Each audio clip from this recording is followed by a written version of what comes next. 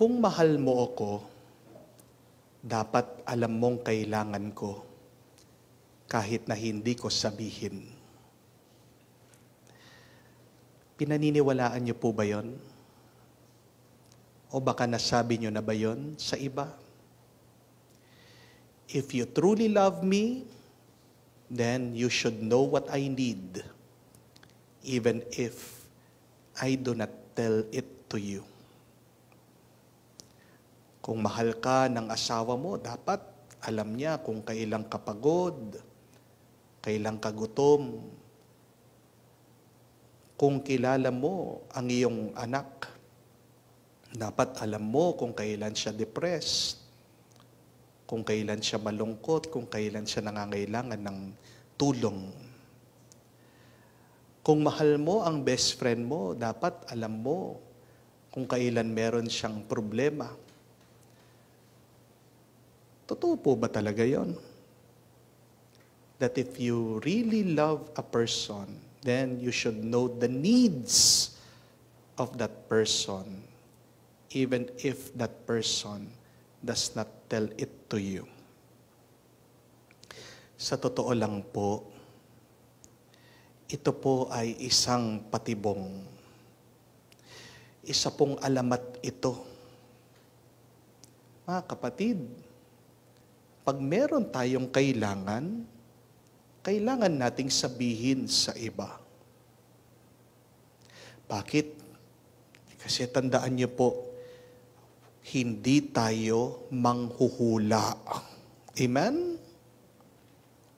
Kahit na mahal mo ang isang tao, kung hindi mo sasabihin sa kanya ang iyong pangangailangan, hindi niya mahuhulaan kung ano talaga ang kailangan mo. Pero tandaan niyo din po, wala tayong Bluetooth sa ating isip. Wala tayong antena sa ating mga utak.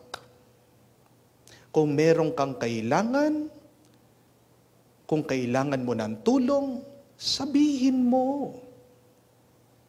Wala po tayong wifi para agad dumating sa iyo ang mensahe, ang gusto ng iba. Naiintindihan ko po na yung iba, ganito yung kanilang pag-iisip at pag-uugali. Bakit? Kasi nasanay tayo. Nung bata tayo, nung sanggol tayo, kahit na hindi tayo magsalita, tutulungan at tutulungan tayo ng ating mga magulang. Amen? Yun yung nakasanayan natin .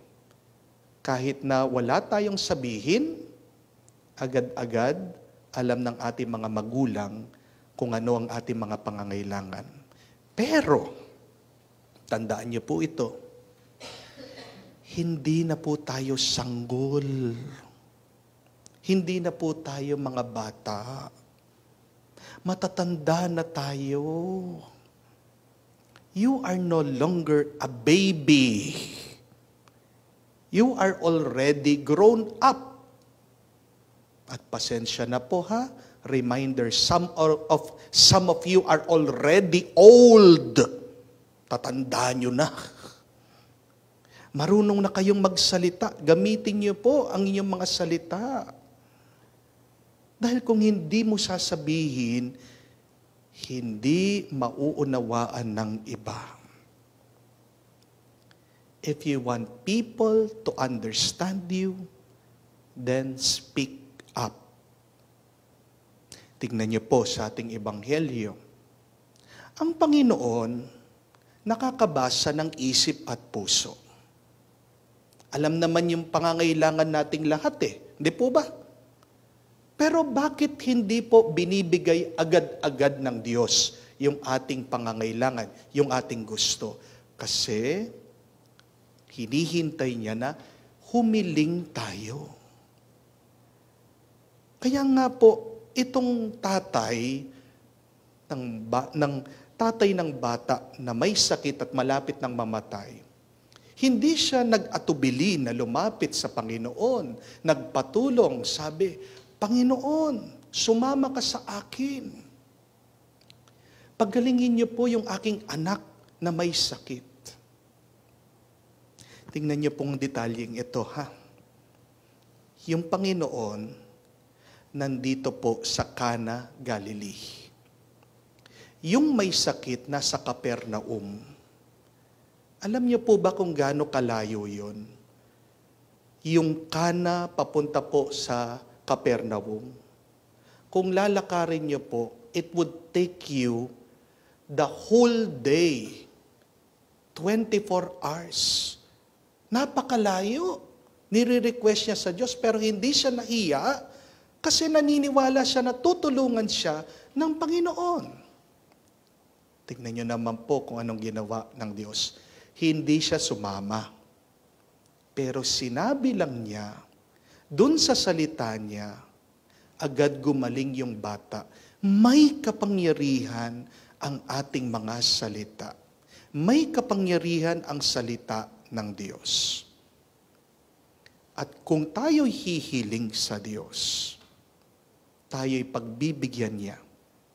Kung sasabihin mo sa Diyos sa panalangin at lalong-lalo na kung ikaw ay nagtitiwala, naniniwala, ipagkakalob sa iyo ng Diyos.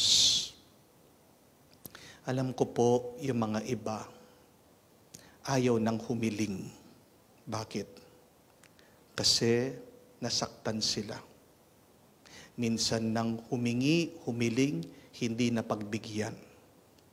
Kaya nga po, tahimik na lang. At anong nangyari sa kanilang katahimikan? Ito'y naging pader.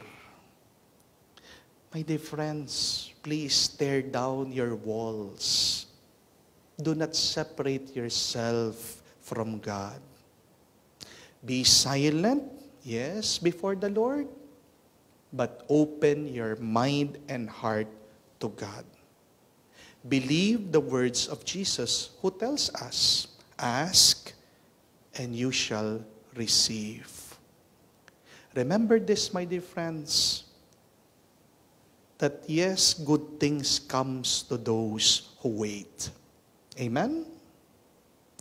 But it is also true, good things comes to those who ask. If you will not ask, then no good thing will come to you. So, let us ask with confidence. Let us pray full of faith so that we can receive what we have asked for through Jesus our Lord. Amen.